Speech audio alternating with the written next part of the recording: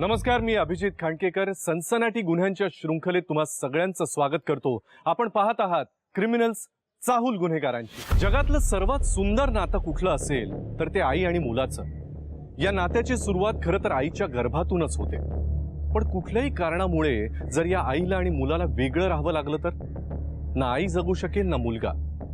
आज या भागामध्ये आम्ही अशीच एक हृदयस्पर्शी कथा घेऊन आलोय, ज्यामध्ये एक आई तर दुसरीकडे हा मुलगा रस्त्यावर आपल्या आईला शोधत वणवण भटकतोय।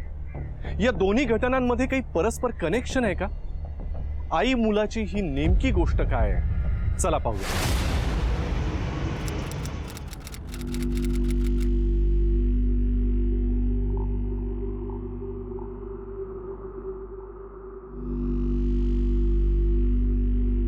हा, ती केस कोर्टात रजिस्टर्ड झाली आहे। हा, परवापर्यंत तारीख मिळेल बहुतेक। बरं, कळवतो मी नंतर फोन करतो। काय रे बाळा, काय झालं? काका, माझी मम्मी हरवली। तू कोणाबरोबर आलायस? नाही, कोणीच नाही आलं, मी एकटाच आलोय।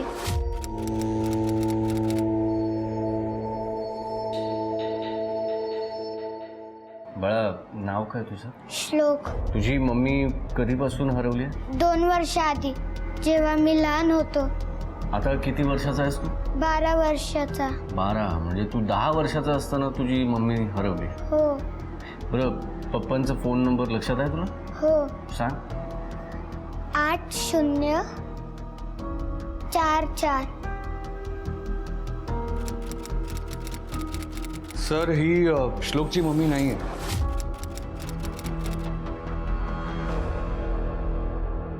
माझ्या आणि श्लोकच्या मम्मीचा डिवोर्स 7 वर्ष आधीच झाला होता। ही बाई कोण आहे, हा फोटो याच्याकडे कसा आला हे मला नाही माहीत। मग याची मम्मी गेली कुठे? आणि डिवोर्स तुम्हा दोघांचा झाला, याचा काय दोष? इतकी वर्ष झाली याची मम्मी याला भेटली का नाही? सर, हा तिला भेटतो कधी कधी। मी आता जे सांगीन ते तुम्हाला खोटं वाटेल, पण मी तुम्हाला एक पत्ता देतो, तुम्ही जाऊन तिथे चौकशी करू शकता।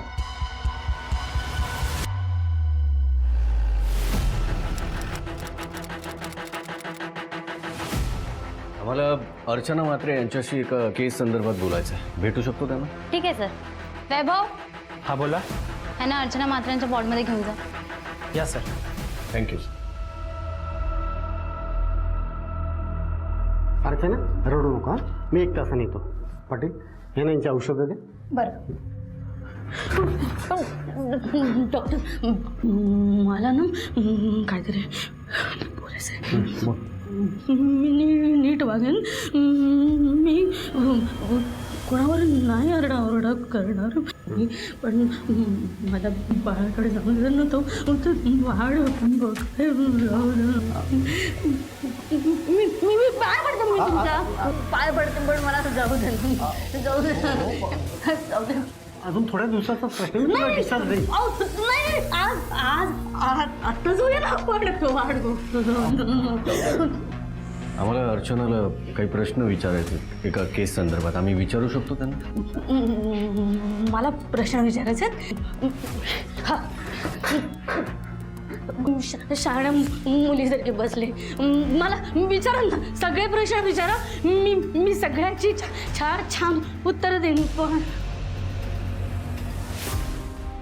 तुमचा मुलगा आमच्याकडे आला होता तुम्हाला शोधत। श्लोक, मी बोलत आहे ना तुम्हाला, ऐकलं नाही कोणी? मी सांगत होते माझ्या वाट बघून माझ्या बाळाकडे जाऊ दे, ऐकलं नाही। जाऊया आपण, चल जाऊया, तो वाट बघतो तू माझी, त्याच्याशी खेळायचं। आपण जाऊया, चला की। अहो, तुम्ही मला घ्यायला हव्यात ना, चला ना जाऊया। तिची आता मानसिक स्थिती ठीक नाहीये, तुम्ही नंतर या। नंतर का म्हणून? तुम्ही काय बोला? तुम्ही तो आत्ता आलाय, माझी वाट बघतो, चला ना, मला घेऊन चला, चला। मी तुमच्या पण बाहेर पडते, चला घेऊन चला ना, माझी वाट बघतोय, चला।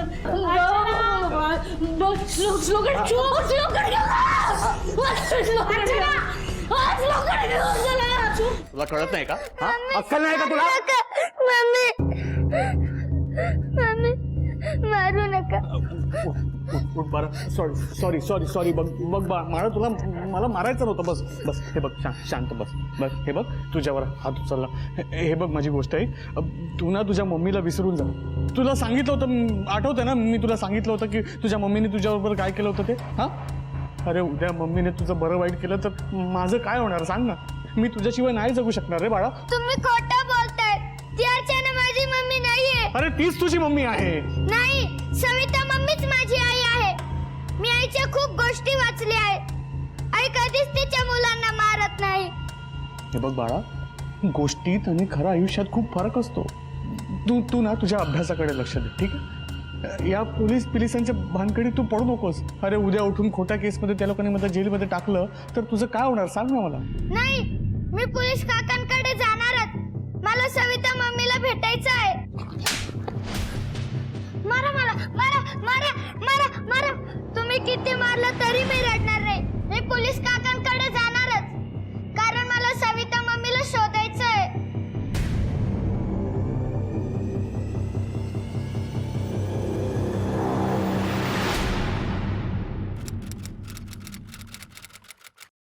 हे घ्या. आणखीन लागले तर सांगा, पण माझ्या श्लोकला, माझ्या नातवाला काही कमी पडू देऊ नका. हे बघा, तो तुमचा नातूच नव्हे तर माझा मुलगा सुद्धा आहे.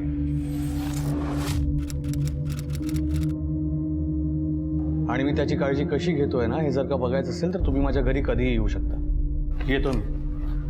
अहो जरा थांबा. इकडे या. राघव, आणखीन एक सांगायचं राहिलंय. आता अजून काय बाकी आहे? मनोविकार पुनर्वसन केंद्रातनं अर्चनाला काही दिवस डिस्चार्ज मिळतोय. ती घरी यायचं म्हणते. वा, छान. तुमची मुलगी घरी येते, चांगलं आहे. नाही पण तुम्हाला जर का लक्षात नसेल ना तर मी आठवण करून देतो.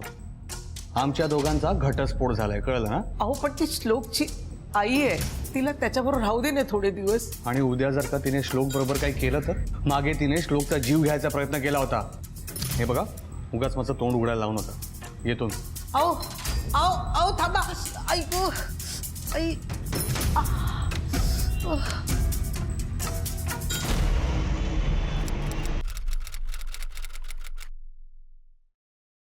सर सांगितलं मी त्यांना त्याबद्दल.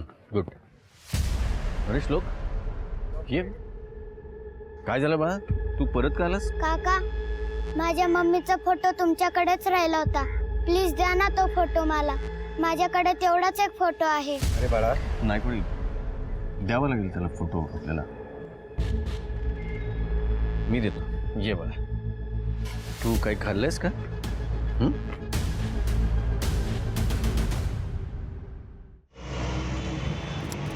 चांगले राहा घरात. तुला आवडतं ना म्हणून पुरी भाजी बनवली आहे तुझ्या आवडीची. हा, खाशील ना? हे बघ हे बघ. धर धर धर. आवडते ना तुला पुरी भाजी? धर. आकर आकर आकर आकर. आई नको आई मला. आई आई मला माझ्या मुलाला श्लोकला भेटायचंय. तो आला नाही अजून. अगं ए आई अगं थांब थांब. श्लोक श्लोक आई, श्लोक नाही दिसत आहे तिथे. श्लोक आला नाही अजून. तू पोहोचला. अगं राघव ना त्याला घरी घेऊन येतोय आपल्या. आता येते ना. आता हा राघव ना घरी श्लोकला आणायचे पण पैसे घेणार. पैसे त्याला मिळणार, पण त्रास मात्र मला एकटीला सहन करावा लागणार. तुझी म्हातारी आई काही कमी होती का? आपल्याला मूल होत नाहीये, त्यासाठी आपल्याला IVF पण करायचं होतं, आणि त्यात हे सगळं. हे बघ, जरा ना शांतीने घे. थोड्या दिवसाचा प्रश्न आहे. अर्चनाताई जाणार रिहॅब सेंटरला, आणि IVF साठी प्रयत्न करतोय ना मी. तू टेन्शन नको घेऊ. हे बघ ऐक, आईनी अर्धी प्रॉपर्टी श्लोक आणि अर्चनाताईच्या नावावर केली, त्यामुळे जरा शांतीने घे. इथेच तर अडलंय ना सगळं. आता सगळं इथे येऊन राहणार. मग बनवा घराचं मेंटल हॉस्पिटल.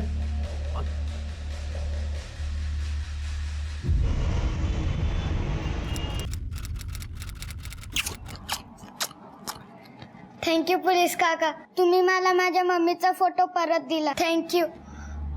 हॅपी ना बेटा? हे घे तुझ्यासाठी ज्यूस आणलाय. घे. नको. बर बिस्किट घे. बरं श्लोक बेटा, मला सांग, असं काय घडलं होतं की तुझी ही सविता मम्मी तुला सोडून गेली? नाही काका, माझी मम्मी मला असं सोडून नाही जाऊ शकत. तिचं माझ्यावर खूप प्रेम होतं. नीज माझा नंदलाला नंदलाला रे.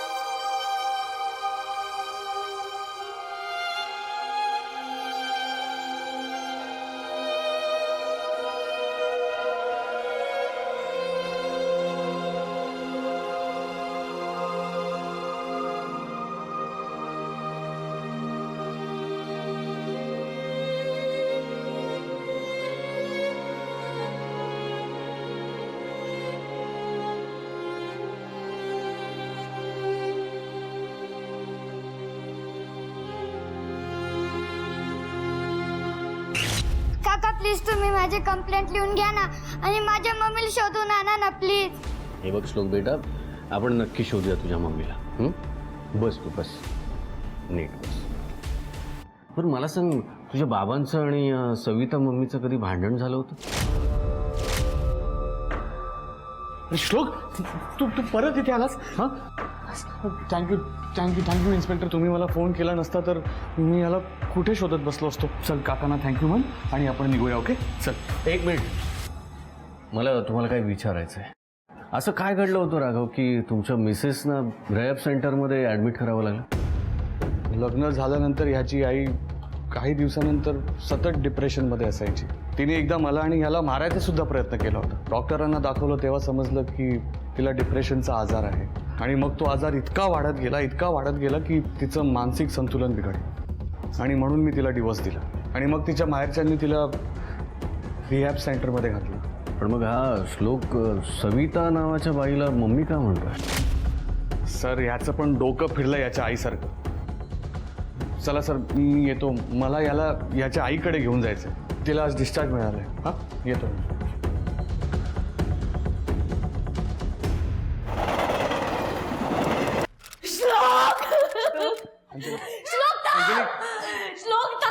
श्लोक नको पळू.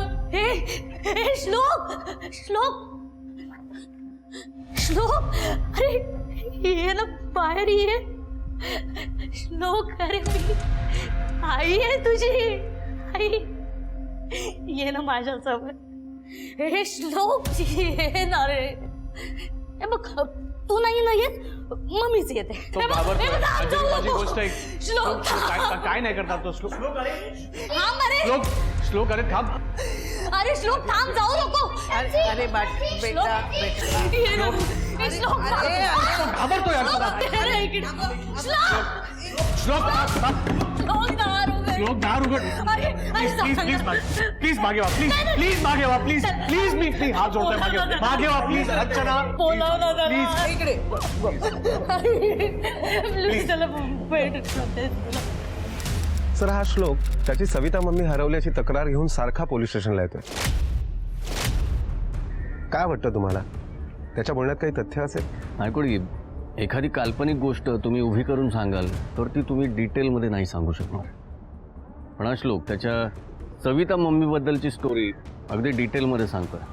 मला तरी वाटतं हा खरं बोलतोय. एक काम करा, याच्या स्कूलमध्ये जाऊन त्याच्या पॅरेंट्सबद्दल, खास करून त्याच्या आईबद्दल चौकशी करा. आपल्याला अंदाज येईल की हे सगळे या श्लोकचे कल्पनेचे खेळ आहेत की तो खरं बोलतोय. Okay sir.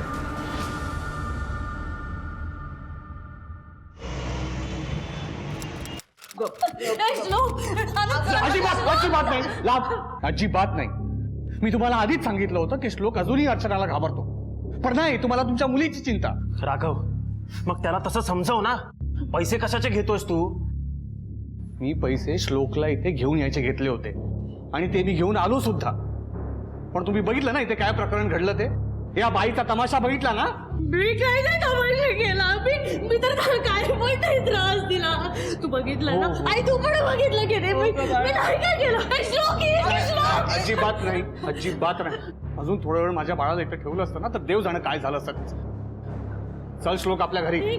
श्लोक श्लोक, हे बघ थांब आई, हे बघ मला सोडून जाऊ नको तू. Archana please, Archana Anand Anand please. आई थांब. श्लोक सोड श्लोक, आई, श्लोक थांब. अर्चना. अरे श्लोक ये माझ्याजवळ. आई, श्लोक. ह्या देशपांडे टीचर आहेत. 2014 साली ह्या श्लोकच्या टीचर होत्या. मॅडम, मला श्लोकच्या पालकांविषयी काय सांगू शकाल? सर, श्लोकचे वडील त्याला शाळेत सोडायला कधीच यायचे नाही. हां, पण एक बाई त्याला सोडायला आणि न्यायला यायची.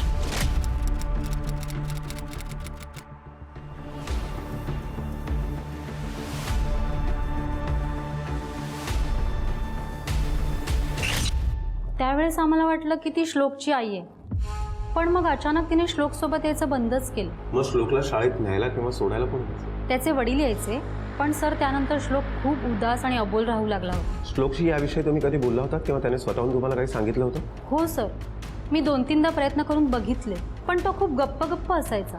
मग मी त्याच्या वडिलांशी बोलले, तेव्हा त्यांनी सांगितलं की जी बाई शाळेत सोडायला आणि न्यायला यायची ती त्याची आई नाही, तर त्यांच्या घरातली मोलकरीण होती.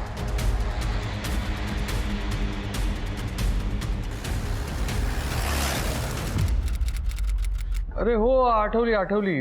ही केअरटेकर होती. मध्यंतरी श्लोकला सांभाळायला यायची. कमाल आहे, तुम्ही तुमच्या मुलाला सांभाळणाऱ्या बाईचं नाव आणि चेहरा सुद्धा विसरलात. अहो सर, 10-12 केअरटेकर येऊन गेल्या. आता तुम्हीच मला सांगा, मी माझ्या ट्रॅव्हल एजन्सीकडे लक्ष देऊ की या केअरटेकर बायकांचे नावं लक्षात ठेवू? बरं, आता कुठे असेल? मला नाही माहीत हो, मी कसं सांगू? तुमच्यापैकी हिला कोणी ओळखत?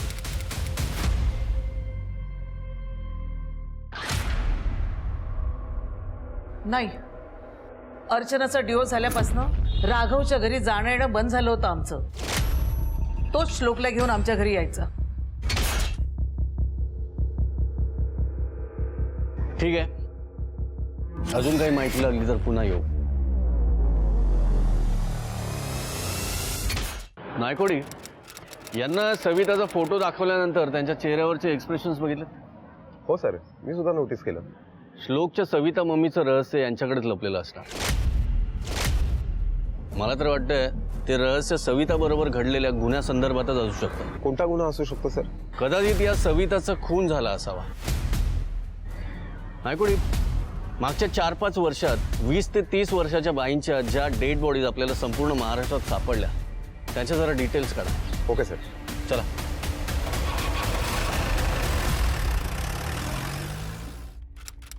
सर, कर्जतमध्ये 2 वर्षांअगोदर एका बाईचा अर्धवट जळालेल्या अवस्थेत मृतदेह सापडला होता. सर, त्या बाईचं वय सुद्धा साधारण 25 ते 30च्या दरम्यानचं होतं.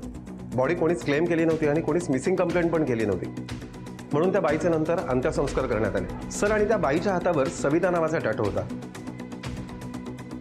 हा बघा तो फोटो. सर, आणि त्या बाईच्या अंगावर जे दागिने सापडले होते ते मी कर्जत पोलीस स्टेशनमधून मागवून घेतलेत. हे बघा. सर, अशाच प्रकारचे दागिने श्लोकच्या सविता मम्मीच्या अंगावर पण दिसतात. हे बघा.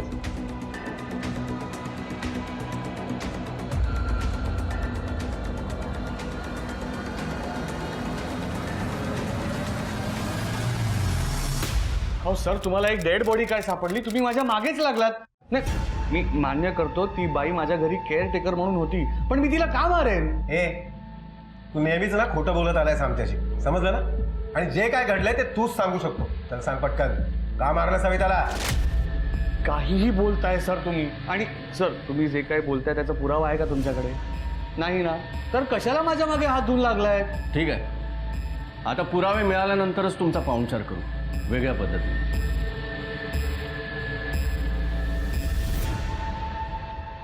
श्लोक बेटा, हे घ्या आईस्क्रीम. थँक्यू काका. बरं, मला सांग, तुझी ही सविता मम्मी, तिच्याशी कोणाचं भांडण वगैरे झालं होतं का? तिला कोणी मारलं होतं का?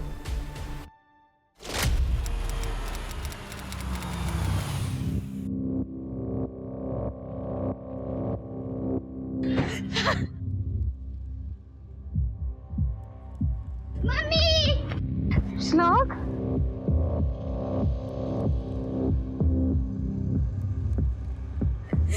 श्लोक बाजूला हो. ही आई नाहीये तुझी.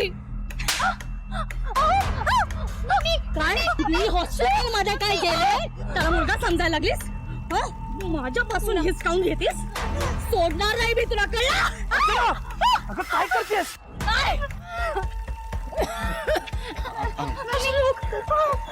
माझ्या पोराला माझ्यापासून बाजूला करते ती बाई. मी जीव गाईल तिचा, जीव गाईल. अरे आनंद काय चाललंय? अर्चना जरा शांत हो प्लीज. हो काका, तिनेच मारलं होतं माझ्या मम्मीला. तिनेच मारलं होतं माझ्या मम्मीला काका. तिनेच मारलं होतं. सर असंही असू शकेल का की मुलापासून वेगळं व्हायला लागू नये म्हणून अर्चनाने सविताचा खून केला आणि आपल्या बहिणीला वाचवण्यासाठी अर्चनाच्या भावाने म्हणजे आनंदने सविताच्या मृतदेहाला जाळण्याचा प्रयत्न केला? पॉसिबिलिटी आहे. नाही पण या अर्चनाच्या हॉस्पिटलच्या डिटेल्स काढा. या अर्चनाला या हॉस्पिटलमधून केव्हा केव्हा डिस्चार्ज मिळाला आहे त्या तारखा चेक करा. जर का अर्चनाला मिळालेल्या डिस्चार्जची तारीख या सविताच्या मृत्यूच्या तारखेच्या आसपास असेल तर आपला अंदाज खरा ठरेल. ठीक आहे सर, मी रिहॅब सेंटरमध्ये जाऊन चौकशी करतो.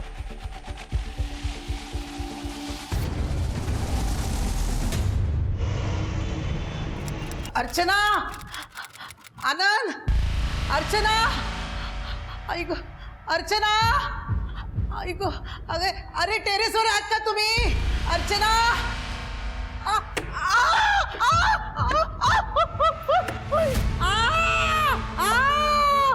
मॅडम या लवकर. सावकाश सावकाश उचला. एक मिनिट पाणी घ्या. सावकाश या. सावकाश ऐक ऐक सावकाश सावकाश. ऐक सावकाश बसवा त्यांना. मॅडम कुठे लागलं तर नाही ना? आम्हाला अर्चनाला भेटायचं आहे. अहो तिलाच तर शोधते मी. कुठे गेली माझी पोर माहित नाही. आनंद आणि आरती पण नाहीत घरात. अहो, कुठे गेली असेल माझी पोर? हे बघा, काळजी करू नका, सापडेल. आपण शोधू तिला. रिकामे शेजाऱ्यांकडे बघा गेले का? हो नाही कुठे. घर चेक करा जरा. टेरेस सुद्धा बघा. म्हणजे माझी पोरगी नीट असेल ना? हे बघा, काही होणार नाही तिला, सापडेल. काळजी करू नका. सर शेजाऱ्यांकडे चौकशी केली, अर्चना मॅडम कुठेच नाही. सर सगळं घर चेक केलं, कुठेच नाही. अर्चनाचा फोटो आसपासच्या पोलीस स्टेशनला सर्क्युलेट करा.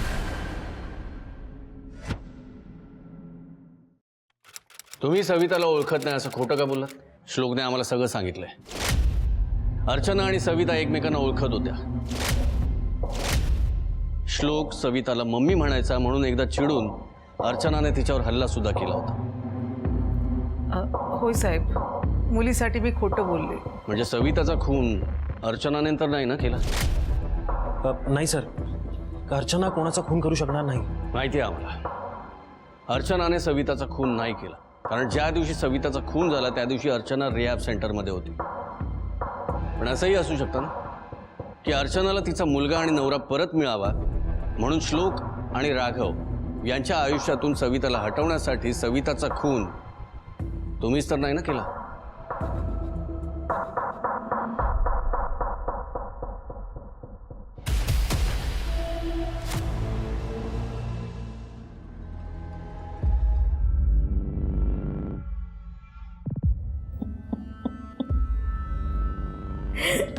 श्लोक श्लोक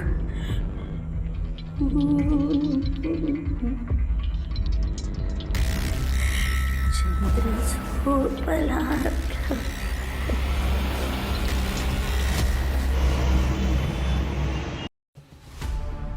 काळजी करू नको. नाही नाही, काय हरकत नाही. सर ते मी करतो तुला नंतर. बोला. सर ही अर्चना जिथे तिथे जाण्याची शक्यता आहे तिथे सगळीकडे आम्ही जाऊन तिला शोधलं. पण ती कुठेच सापडली नाही. नायकुडी, या अर्चनाचा शोध सुरू ठेवाच, पण या सविताची हिस्ट्री सुद्धा काढा. ती कुठून आली, तिची फॅमिली काय करत होती याची जरा माहिती काढा. कदाचित अर्चनाचं गायब होणं आणि या सविताचा खून होणं यांचा एकमेकांशी काहीतरी संबंध असू शकतो. Okay sir. सर या सर, या अर्चनाचा अजूनही काही थांगपत्ता लागत नाहीये. तिच्याकडे मोबाईल नसल्यामुळे तिचं लोकेशनही ट्रेस करता येत नाही. हा, पण या राघवबद्दल एक इंटरेस्टिंग गोष्ट आम्हाला कळाली. कोणती? सर, राघवचं आणि अर्चनाचं लग्न 2003 मध्ये झालं. 2004 मध्ये यांना श्लोक झाला. त्याच्यानंतर एका वर्षानंतर म्हणजे 2005 मध्ये अर्चनाला रिहॅबमध्ये ॲडमिट करण्यात आलं आणि त्याच्या 4 वर्षानंतर म्हणजे 2009 मध्ये अर्चना आणि राघवचा घटस्फोट झाला. सर, आणि 2013च्या जुलै महिन्यामध्ये सविता राघवच्या घरी मेड म्हणून कामाला आली. त्याच दरम्यान राघवने श्रद्धा नावाच्या मुलीबरोबर लग्न केलं होतं. सर, बरोबर लग्नाच्या 6 महिन्यानंतर म्हणजे 2014च्या जानेवारी महिन्यामध्ये सविताचा खून झाला. या सविताच्या मर्डरचा आणि याच्या लग्नाचा काही संबंध तर नाही आहे ना? शक्यता आहे सर. सर, अजून एक गोष्ट, ही श्रद्धा लग्नाआधी नेपाळची नागरिक होती.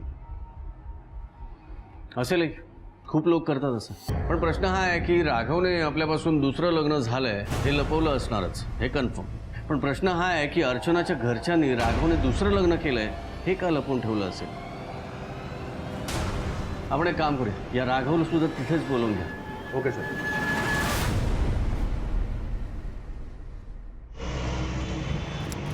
हो सर, हे खरं आहे की मी श्रद्धाबरोबर दुसरं लग्न केलं. अर्चनाबरोबर डिवोर्स झाल्यानंतर मला खूप एकटं एकटं वाटायला लागलेलं. मग जेव्हा श्रद्धा भारतात आली तेव्हा आम्ही लग्न केलं. लग्नाच्या थोड्या दिवसातच मला कळलं की श्रद्धा प्रेग्नेंट आहे आणि ते माझं मूल नव्हतं. मला हिच्यावर खूप राग आला. मग आमच्या दोघांचं खूप मोठं भांडण झालं आणि मग आम्ही वेगळे झालो. हो सर, हे खरं सांगतात. यांच्याशी लग्न करायच्या आधी माझा एक बॉयफ्रेंड होता. हे त्यांचंच मूल आहे. मग एवढं सगळं होऊन तुम्ही डिवोर्स का नाही घेतलं? कारण मला हिला शिक्षा द्यायची होती. माझ्याबरोबर डिवोर्स घेतल्यानंतर ती कोणा दुसऱ्या मुलाशी लग्न करून मोकळी झाली असती. मग काय? तुम्हाला सुद्धा डिवोर्स घ्यावंसं वाटलं नाही? खरं सांगायचं सर तर मला आता कुणाशीही लग्न करण्यात इंटरेस्ट नाही आहे. मला आता फक्त माझ्या मुलासाठी जगायचं.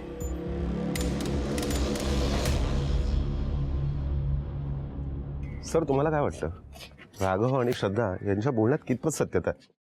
अर्ध सत्य, आणि असं अर्धवट सत्य खूप खतरनाक असतं. सविताचा मर्डर करून एक मोठा गेम खेळला गेलाय. राघव, श्रद्धा, आनंद, आरती की अर्चना कोण गेम खेळलाय ना हेच कळायला मार्ग नाही. शिवाय आपल्याला या सविताची हिस्ट्री सुद्धा कळलेली नाही आणि आता ही अर्चना सुद्धा गायब आहे. या अर्चनाचा तपास कुठपर्यंत आला? सर, तपास चालू आहे पण अजून काही लीड नाही मिळाला. लवकरच सापडायला. चला.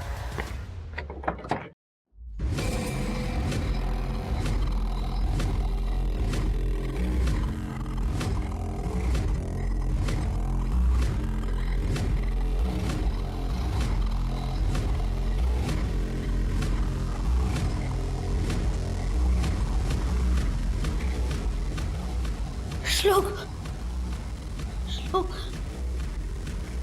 श्लोक श्लोक.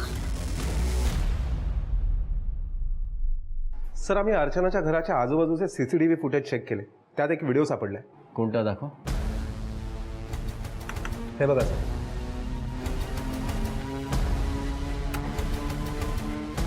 अरे, ही तर अर्चना आहे. ही कार कोणाची कळलं काही? हो सर, अर्चनाचा भाऊ आनंद.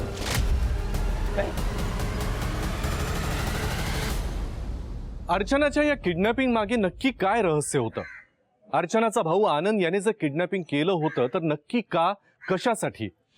अर्चनावर होणाऱ्या खर्चाची जबाबदारी टाळण्यासाठी तर त्याने हे पाऊल उचललं नसेल ना? की अर्चनाचा प्रॉपर्टीमधला हिस्सा हडप करण्यासाठीचे हे त्याचे प्रयत्न होते? आनंदचा अर्चना आणि सविताच्या खुनाशी काही संबंध होता का? आणि सगळ्यात महत्वाचं, अर्चना जिवंत सापडणार होती की तिचा मृतदेह सापडणार होता? अनेक प्रश्न होते. ही केस अजूनच गुंतागुंतीची बनत चालली होती.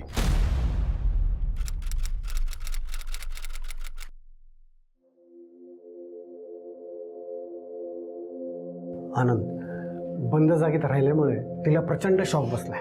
त्या ट्रॉमातून बाहेर यायला तिला थोडा वेळ लागेल. आनंद, लाज नाही वाटत तुला? बहिणीचं किडनॅपिंग केलंस तू? तुझ्या मोबाईल लोकेशनवर आम्हाला कळलं की तू इथे आहेस म्हणून. नायकोडी घेऊन चला याला. अहो सर मी डॉक्टर अर्चनाची तब्येत कशी आता? बरं व्हायला थोडा वेळ लागेल. ओके. जोपर्यंत ती बरी होत नाही तोपर्यंत आमचे कॉन्स्टेबल इथेच थांबेल. ओके. थँक्यू. कळलं मॅडम, तुम्ही इथेच थांबा.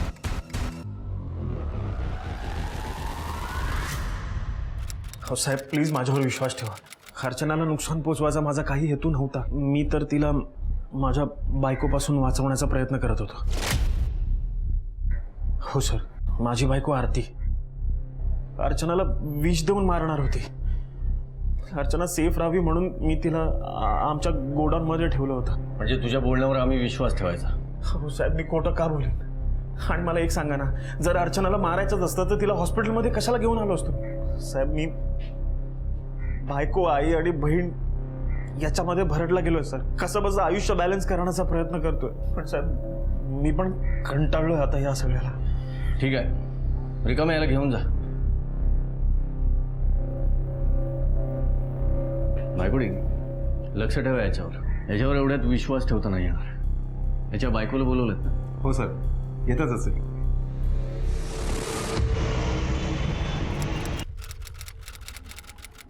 हो, मी विष आणलं होतं, पण ते फक्त माझ्या सासरच्या माणसांना धमकवण्यासाठी. कदाचित अति झालं असतं तर ते मी सुद्धा घेतलं असतं. वैतागले हो मी या सगळ्यांच्या जबाबदाऱ्या सांभाळून. मला माझं आयुष्य जगायचंय. असं वाटतं ना की मी उसनं आयुष्य जगते. ठीक आहे, तुम्ही जाऊ शकता. पण या केसचा तपास पूर्ण होईपर्यंत तुम्ही हे शहर सोडून कुठेही जाऊ नका. या. नायकोडी, यांच्यावर सुद्धा लक्ष ठेवा. आणि राघव आणि श्रद्धा या दोघांवर रिकाम्यानं लक्ष ठेवायला सांगा. Okay sir. हे सगळेच सराईत गुन्हेगार नाही आहेत, पण आयुष्याच्या ओझ्याखाली एवढे दबले गेलेत की यांच्या आतला राक्षस केव्हाही जागा होऊ शकतो. हे कधीही गुन्हा करू शकतात. बरं, या सविताच्या फॅमिलीचा पत्ता लागला? नाही सर, अजून तरी काहीच पत्ता लागला नाही.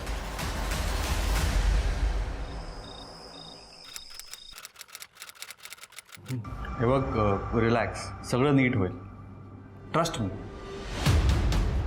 अर्चनाच्या गायब होण्यात आणि सविताच्या खुनात तुझा तर हात नाही आहे ना? असं वाटतं की तुझ्याशी लग्न करणं ही माझी सगळ्यात मोठी चूक होती.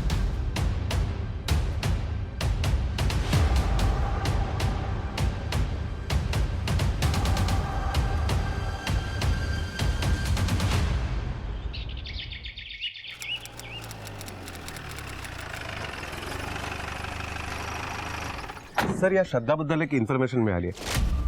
श्रद्धा नेपाळवरून इथे आली होती आणि सिटिझनशिप मिळवण्यासाठी तिने राघवशी लग्न केलं.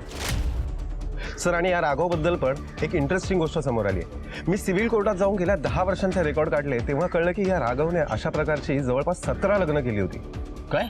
हो, ती वेगवेगळ्या कोर्टात जाऊन. म्हणजे हा राघव आधीपासूनच फ्रॉड आहे. नायकोडी, या राघवने कोणाकोणाशी लग्न केले त्या सगळ्या बायकांना शोधून काढा. Okay sir.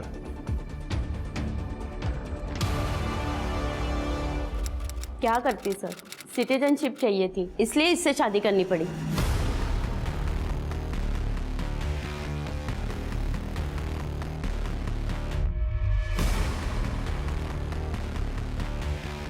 कदम मॅडम, यांना घेऊन जा आणि यांच्या डिटेल्स घ्या. सर. नायकोडी, या राघवने बऱ्याच बायकांना फसवलेलं आहे. हा राघव फ्रॉड आहेच. त्याला फ्रॉड केसमध्ये आपण केव्हाही पकडू शकतो. पण जर का त्याने सविताचा खून केला असेल तर हे सिद्ध कसं करणार आपण? सर, राघवचे बँक अकाउंटचे डिटेल्स आम्ही चेक केले. त्याच्यावरनं एक गोष्ट कळली की राघवच्या बँक अकाउंटमधनं दर महिन्याला एक विशिष्ट रक्कम एका माणसाच्या अकाउंटला ट्रान्सफर होते. कोण आहे तो माणूस? आपल्या खबरांना कामाला लावलं तेव्हा कळलं की हा माणूस सविताच्या रिलेशनमध्ये. नायकोडी, या राघवला घेऊन या आणि त्या माणसाचं आणि सविताचं काय रिलेशन आहे ते जरा चेक कर. Okay sir. अहो सर, मी तुम्हाला खरं सांगतोय, मी सविताचा खून नाही केलाय. हो, मी खरंच सांगतोय. मी मी मी मान्य करतो ना की मी फ्रॉड केलाय. मी लग्न केली आहेत पैशासाठी. एक नाही सर, 17 लग्न केली आहेत वेगवेगळ्या बायकांची. पण त्यांना इंडियन सिटीजनशिप मिळवून देण्यासाठी, अजून काही नाही. हो सर, मी कोणाचा खून नाही केलाय. हो सर. ओळखतो याला? सविताचा बाप, त्याने सगळं सांगितलंय आम्हाला. आता सांग, यांच्या अकाउंटला महिन्याला पैसे का टाकवतो? सर, सविता श्लोकला स्वतःच्या मुलासारखी सांभाळायची, घरसुद्धा सांभाळायची. श्लोक तर तिच्यापासून 2 मिनिटं सुद्धा लांब नाही राहायचा. अगदी आई समजायला लागला होता. मम्मी मम्मी मम्मी हाक मारायचा. मग एका दिवशी सविताला साफसफाई करताना माझे खोटे मॅरेज सर्टिफिकेट सापडले.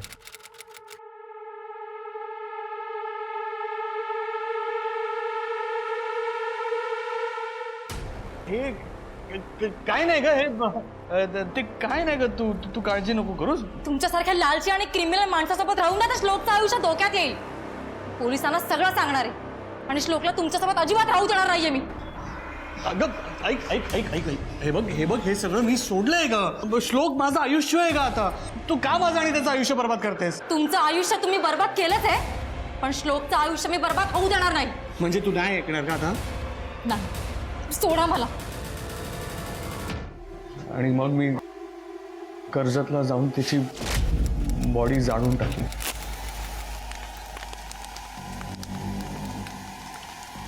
त्या सविताचा खून केलास तू, जीव घेतलास तिचा.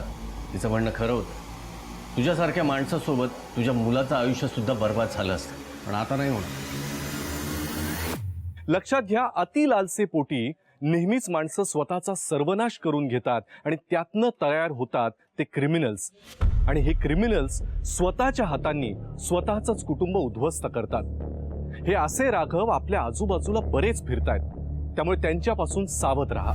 सनसनाटी गुन्ह्यांच्या शृंखलेत आज इथेच थांबूया. पुन्हा भेटूया एका नवीन गुन्ह्यासह पुढील भागात. तोपर्यंत तुम्ही स्वतःची आणि आपल्या घरच्यांची काळजी घ्या. घराबाहेर पडताना मास्क आणि सॅनिटायझरचा वापर नक्की करा. पाहत रहा क्रिमिनल्स, चाहूल गुन्हेगारांची. जय हिंद, जय महाराष्ट्र.